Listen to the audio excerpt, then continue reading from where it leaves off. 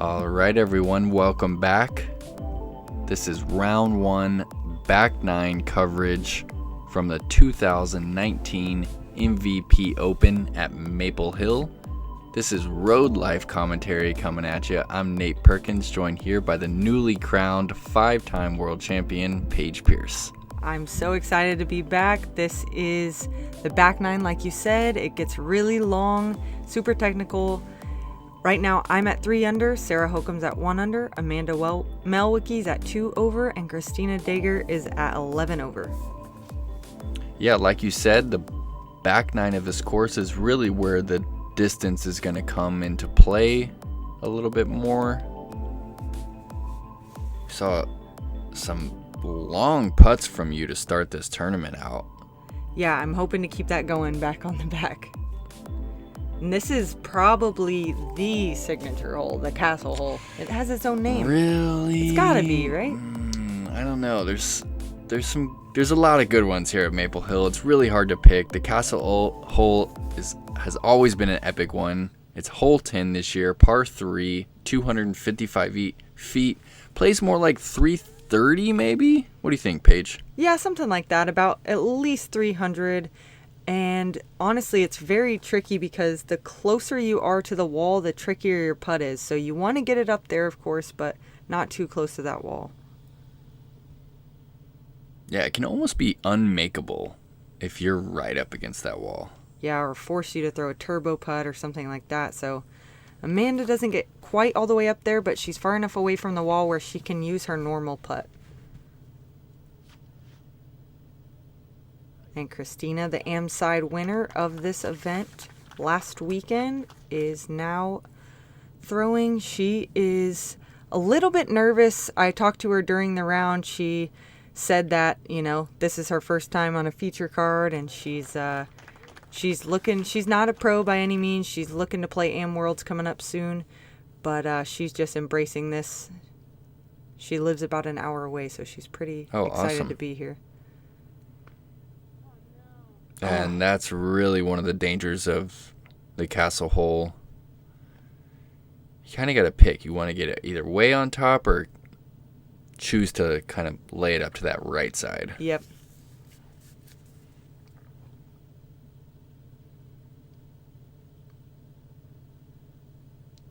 Sit. Oh, and that one's going to roll as well. It did curl, though, so it's inside the circle.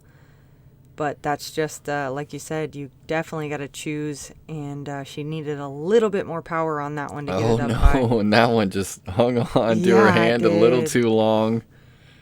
Kind of reminded me of that Paul Ulibarri video that we all saw.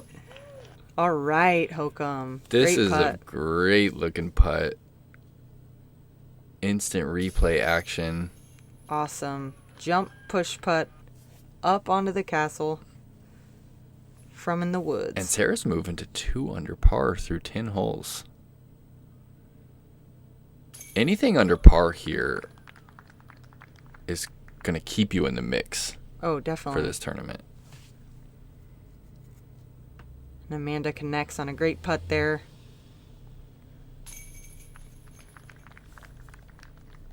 Coming back with the birdie. Moving back to 4 under through 10 holes.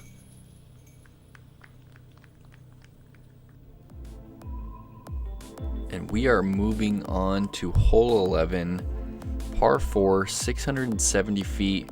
You need about 350 feet of distance to clear the last wall of Christmas trees right there. You want to land right in that pocket. Ladies are playing to this pin right over here that you see on your left up against that rock wall. It gets very tricky if you don't clear those Christmas trees. You're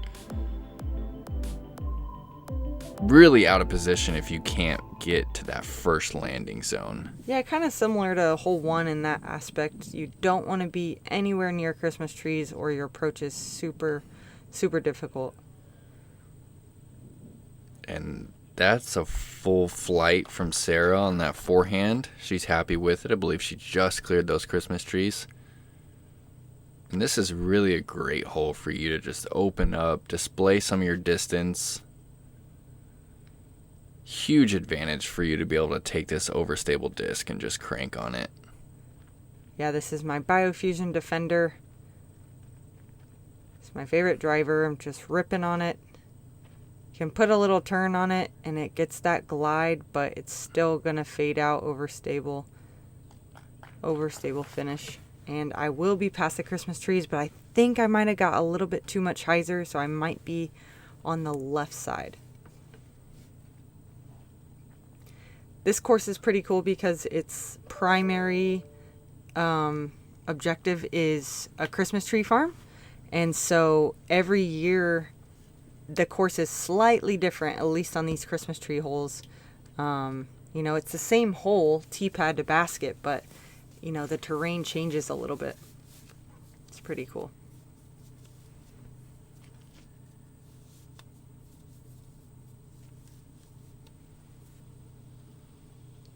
Kristina doesn't quite get past the Christmas trees, but she's dead center. We'll see if she has a look to get out.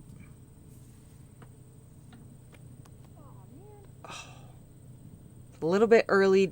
She was trying to go hyzer around that tree,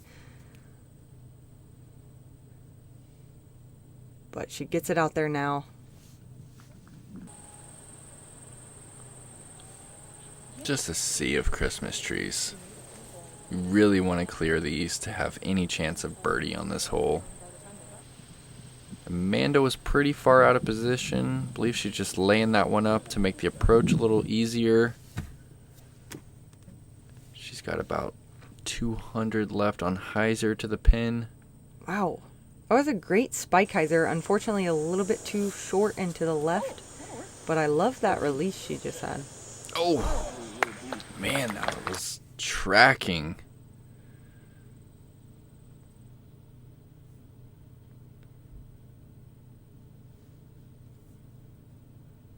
Ooh. Oh, and that one almost made that one. And I believe we missed Sarah's approach, but this is what she has left for birding. You can see the wind. Looks like she's got a strong tailwind putt, and man, that jump putt's looking good from her today. Wow. And you went 30 feet long. Jam the comeback putt. Yeah, it's kind of a death putt from back there. You're just staring at chains and then a bunch of Christmas trees, but there is a drop off right there. So, and a good looking 22-footer from Sarah. This round's definitely starting to heat up. You move to 5 under through 11 holes. Hokom also joining me under par. I'd have to assume there's not going to be too many players under par for the round. Amanda, another missed putt, right side. It's a common thing that happens. Just the missed putts on the right side. We're moving on to hole 12, par 4, 650 feet. One of the few holes that the men and the women play the same pad. Ideally, you want to land up on top of this hill to have a look down this gap right here to this pin that is tucked over here. It's a pretty tough shape if you don't have the 450 feet of distance to get to the top of the hill. It can be a really tricky birdie. You might be one of the few players in your division that has the distance to get to that hilltop. The 3 is still possible for a few of the women out there, but it gets really difficult if you can't at the very minimum clear 400 feet. Yeah, you definitely got to get over those Christmas trees, and if you can't, then take a little bit of distance off and just go to the left of them so you're in the open.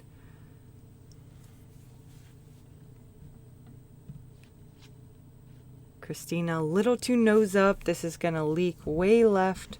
Hopefully she's not in the woods.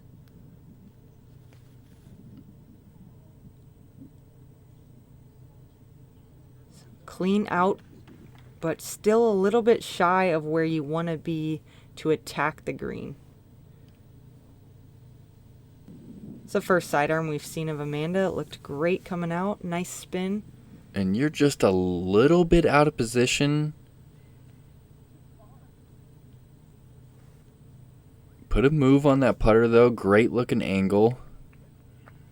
Think you liked it? Yeah, it was great. It's possible from there. It's definitely a very tough shape.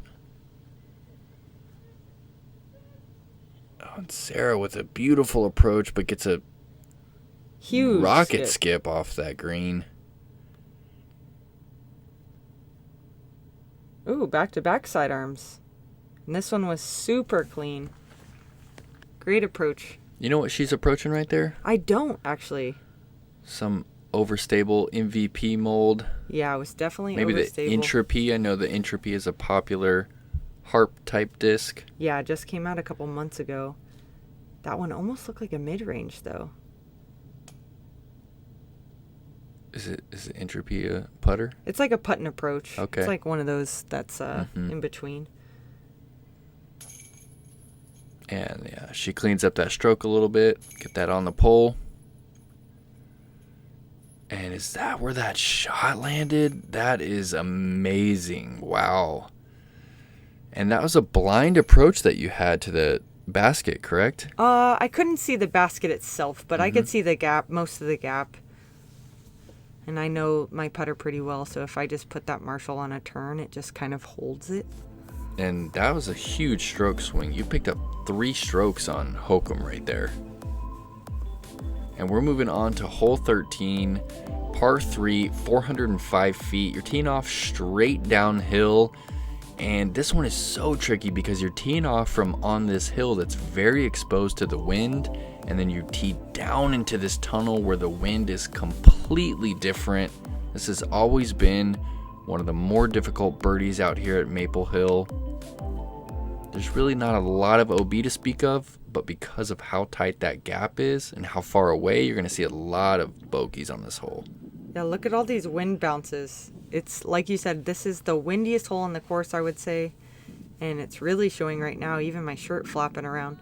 Yeah, that gatekeeper just air bounced like 3 or 4 times before it even got to the gap.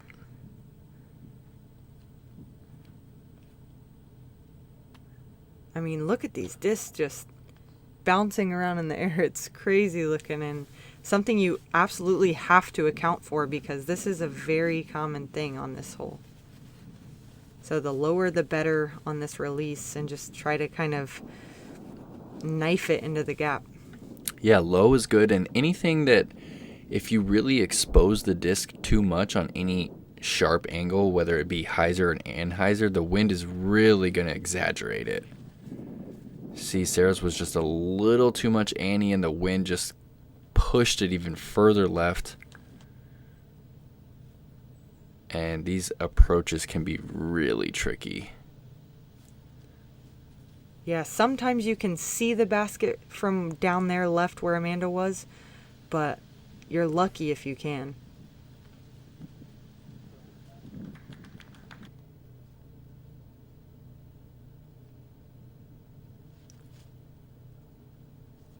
Hokom with a floaty backhand approach.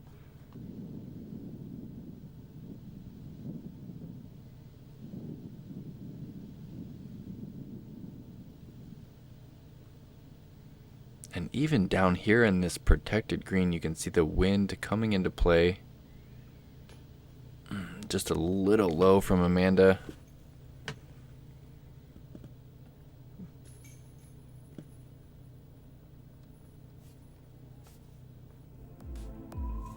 All right, moving on to hole 14, par 3, 285 feet. We're actually flying out from the men's pad here.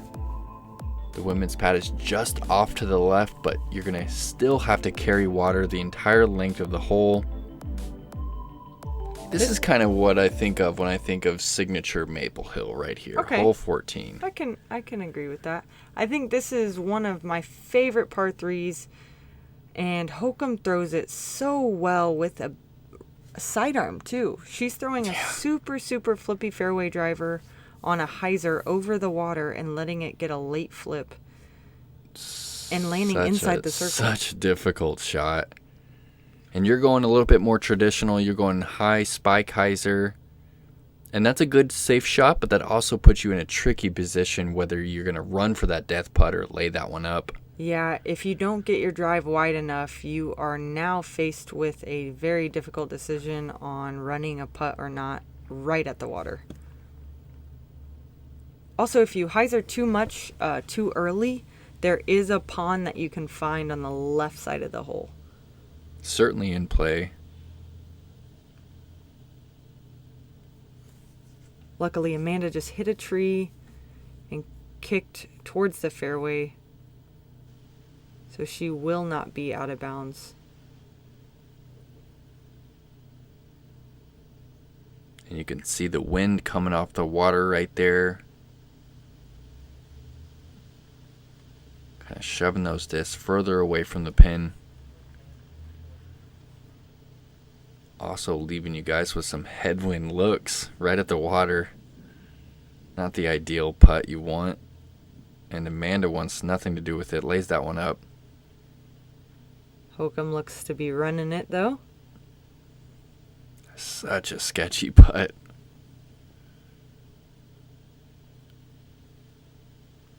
Oh, and she put it way up in the air, too. That's so scary with her putting style.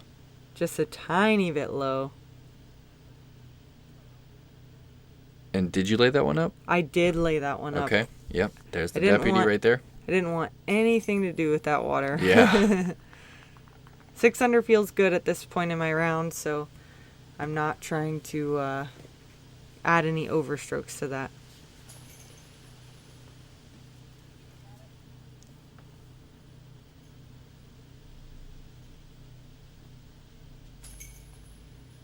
Yeah, and you're likely picking up strokes on the majority of the field here with a par. Or at least not losing any. Mm-hmm. Yeah. So through 14, I'm 5 under. Katrina's 3 under. Kristen Tatar is 1 under. And then we have a bunch of people gathered at even. Moving on to hole 15, par 3, 355 feet. It's dead straight the entire way. You've got trees to your left and to your right, and they're very early off the tee. Anything early drops down into a little gully that makes it very difficult to get up and down. Basket's perched right up here on this stump. Picturesque wooded hole here. This is my favorite hole in the course. It's just so beautiful. And when you hit this gap, it's so rewarding. Hokom going with another flippy fairway. Hyzer flip, but doesn't quite get it to flat, so she's going to leak to the right. Such a technical player, though. Such a fun player to watch throw those flip-up shots. There is a putt from over there, too. And you're going gatekeeper here. Oh, and that is picture perfect. Misses that last tree on the right. Hyzer's in, gets a little skip. Within 20 feet. Yeah. Beautiful shot. And Amanda, little bit early, but she squares it, so it's not going to get a bad kick. It's just going to drop to the base of that tree. She'll have some work to do, but she'll have a look. Kristina, great throw. Gets all the way across the valley. Little short of the basket, but she's just outside circle 2.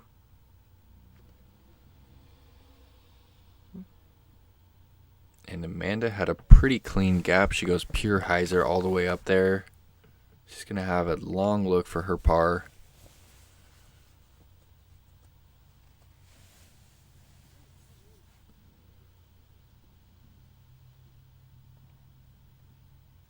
Amanda kind of having some troubles on this hole.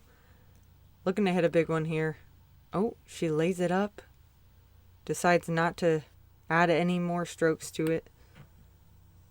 Now there is a small drop off behind this basket. Oh, and Sarah is really getting that long range putt dialed. Another good looking run.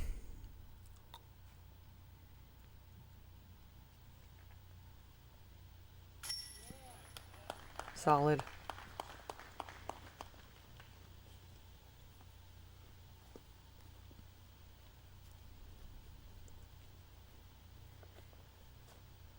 Kristina found that backside that you were talking about where it does drop off. So she's slightly under the basket, having to put a tiny bit nose up.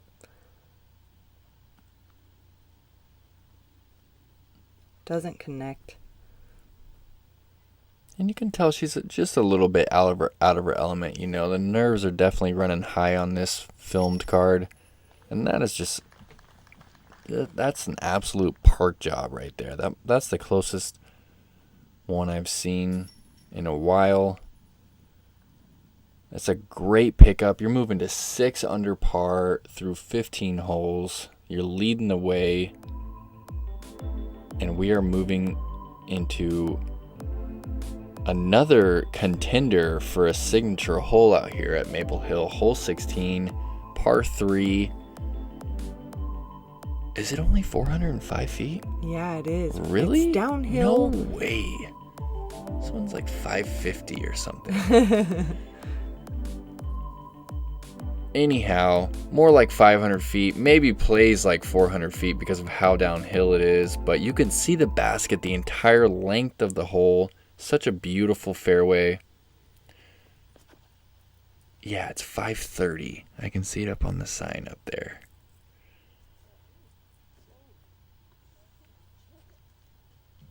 So that's my Biofusion Defender. I'm going through the right gap to avoid the tree kick. There is OB on the left side if you get through all the trees. And if you hit a tree and kick left, you're likely to find it. Oh, it's game over if you get the real, like, kick way left. There's OB, and it's a pretty tricky up and down. Another one of those at Maple Hill that can, one throw can turn into 2 strokes real quick. There's also a gap on the right side that you'll see a lot of people kind of leak into to get all the way down there. And that spectator wall that you see down there by the green, that actually is not OB on this hole. It's just for spectators and advertisement.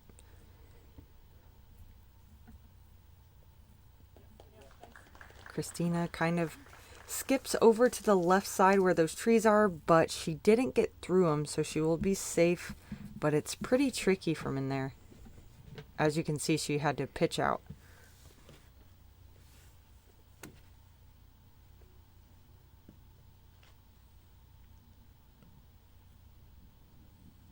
And a good looking shot from Kristina. And that defender got all the way down there out into the open, and you're left with a simple Marshall upshot.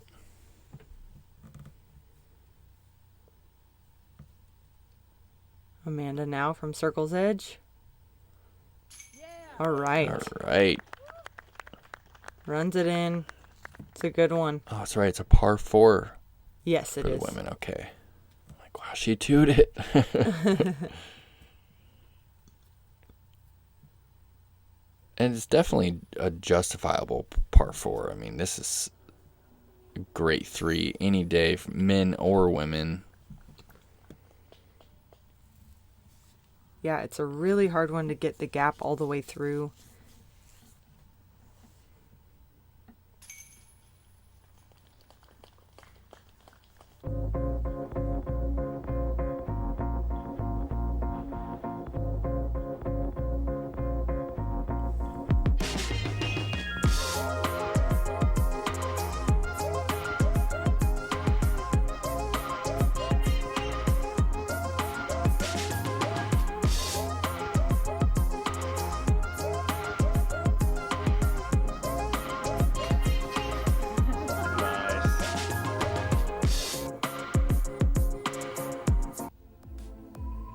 All right, we're moving into hole 17, par 3, 373 feet, and we're actually flying out of the men's pad once again. The woman's pad is... Yeah, it's down to the right farther than you can see currently. Yeah, it's a pretty strong left to right. Pretty tight gap, tight angle. Plays like a dog leg. You pretty much have to break the shot down into 2. You're throwing you can't straight. see the basket at all. Yeah, it's actually a par 4, so I can just go putter to there and then another putter dead straight, and actually plays pretty easy par 4. So pretty easy to get the birdie there. Anything early right, though, from this pad is going to put you out of position. So the smart play, as you said, is to break it down into 2 shots. Unless you have a big sidearm like Hokom. But she doesn't even try to get around the corner too much. She's not trying to push her luck and challenge those branches. If you clip those branches and drop down, it's very tricky from in there. And Amanda with just enough distance to make the corner. Kristina stands still uphill. I would say she tried to throw that a little bit too hard, and unfortunately turned it into those woods right there. So this is a pretty routine approach, but this basket is one of the elevated ones out here at Maple Hill, and it's elevated and it's on top of a little rock ledge as well. So if you go long, it's a pretty tough uphill putt. Yeah, make sure that your upshot is floating in there and not coming in too hot to go down that hill, because it's elevated and it's a drop off, so it's like very tall. But like you said, one of the easier holes on the course, actually hole 17 was playing as the single easiest hole during round 1.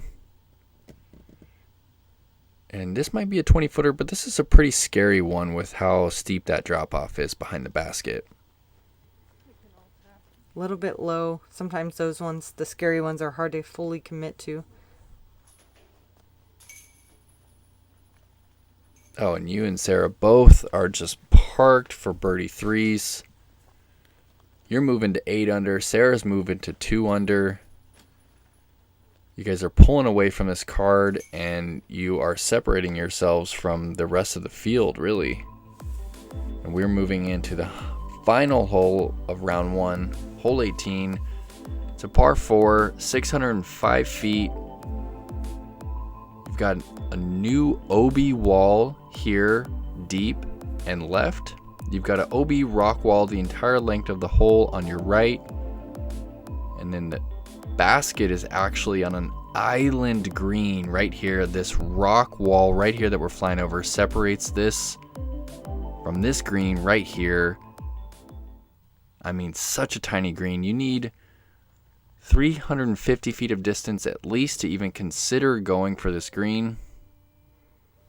Oh, this is a beautiful looking drive if that gets down.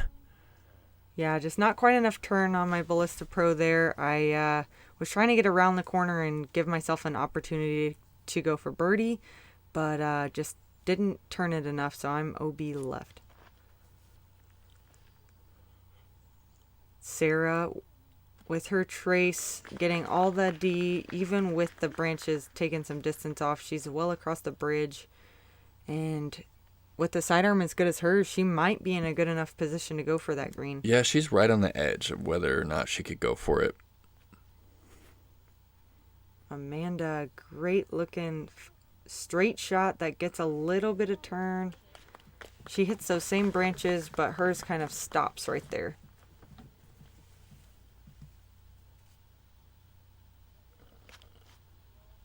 Kristina looking for that full flight. Center cut.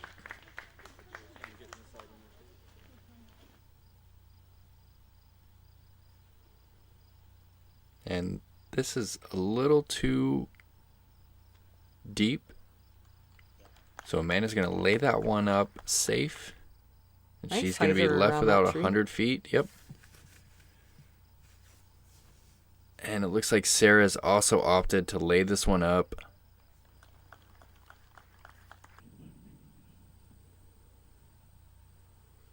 So I'm thinking, for this one? Yeah, I wanted to save par here, so I'm grabbing my felon. I just know I need to commit wide, and I did not. It came out early, so I'm going to find OB for my second time on this hole.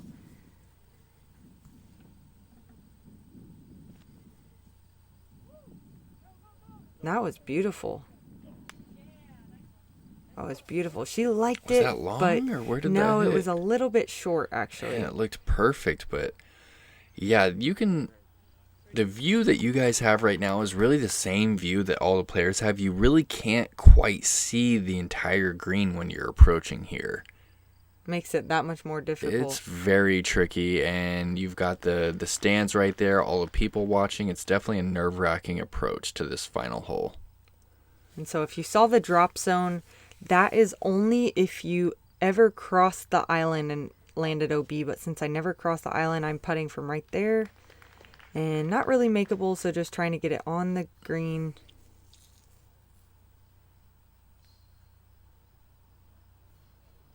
And Amanda's doing the same. I'm sorry, Kristina.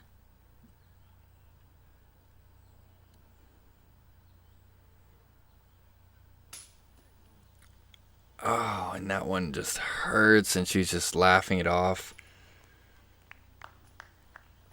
Yeah. Man, that was to save par and to shoot 2 down. You know she's thinking about that one. Yeah, and where she's walking right now is the scoring tent. And, you know, we added the scorecards up in there, and she said, come on, Sarah, you can't lose focus, not even on that 10-footer. So It's true. it's a good lesson to learn. Sucks that it has to happen at this high caliber of a tournament, but she will not do that again, I'm sure.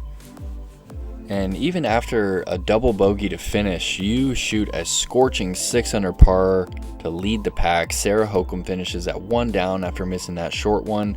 Amanda at +6, Kristina +24. Katrina Allen coming in hot as well with a 4 down. And Sarah and Kristen Tatar are going to round out our lead card for round 2 at 1 under par each.